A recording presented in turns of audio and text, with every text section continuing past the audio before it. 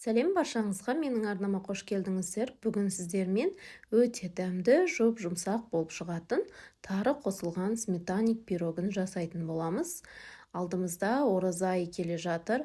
Осы айда дәл осы пирогты жасасаңыздар, барлық отбасыңызға, үйіңізге келген қонақтарға барлығына ұнайды деп ойлаймын. Дәмі өте ерекше, қазақи пирог болып есептелінеді. Мастер-класстарда сатылып жатқан пирогтың рецебіні бүгін сіздерге тегін беремін.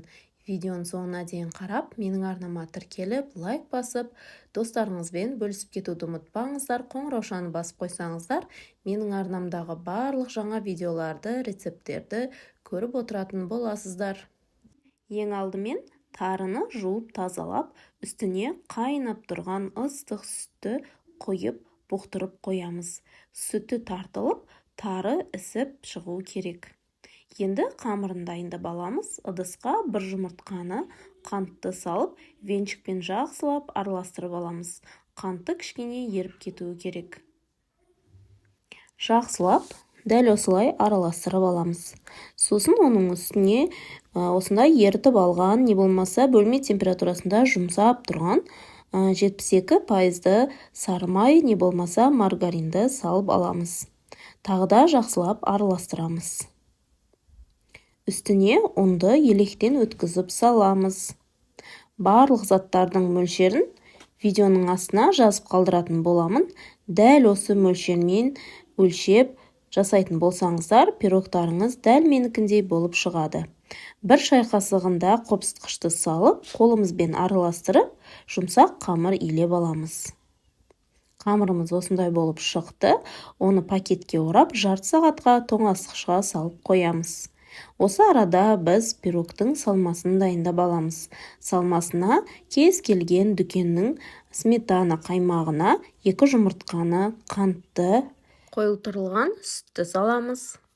Оның үстіне дайын болып, сүті тартылып кеткен тарыны саламыз.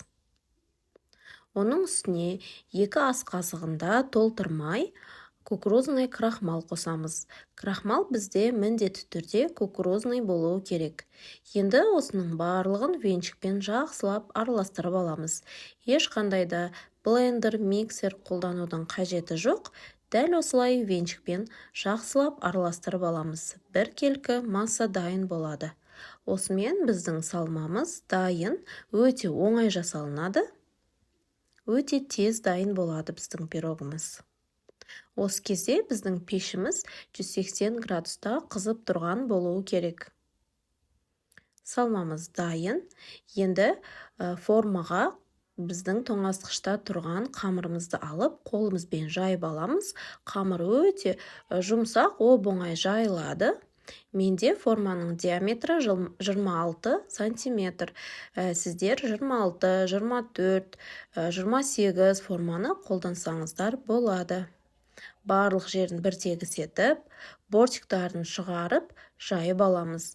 Енді біздің дайын салмамызды құямыз. Менде видеоға түспей қалыпты. Міне салмасын құйып, пешке 30-35 минутқа саламыз. Әркімнің пеші әрқалай қарап тұрасыздар. Пирогтың шетіндегі қамырлары дәл осылай қызарып, ортасындағы салмасы қатайып шықса, сол кезде дайын болады. Пештен шығарамыз, формасынан шешпейміз.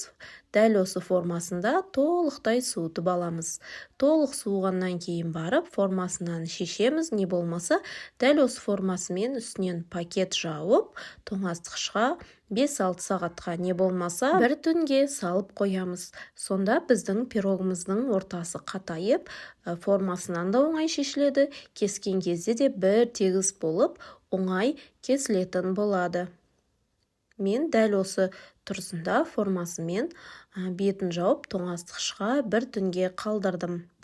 Бір түн өткеннен кейін формасынан алып, кесе берсеңіздер болады. Міне, сіздерге көрсетіп жатырмын, кесіп ішіндегі салмасы қатып, формасын жақсы ұстайтын пирог болып дайын болады. Иісі де, дәмі де өте керемет болып, ерекше болып шығады. Іштеріні көресіздер, міне, өте тәбетті ашатын әдемі пирог болып шығады. Сіздер де жасап көріңіздер. Дәл осы рецептпен өлшеп салып жасайтын болсаңыздар, дәл осындай болып шығады. Заказдарға, тапсырыстарға пісірсеңіздер де болады. Ораза айында осындай дәмді пирогтарды жасап, отбасыларыңызды қуантыңыздар. Менің арнамда тағы да басқа өте қызықты, оңай рецепттер бар. Тәттілердің, ыстық тағамдардың, салаттардың рецепттерін табасыздар. Маған тіркеліп, лайк басып, қоңыраушаны басып, достарыңызбен бөлісіп кетуді ұмытпаңыздар. Видеоның соңына дейін қарағандарыңызға рахмет. Ас болсын!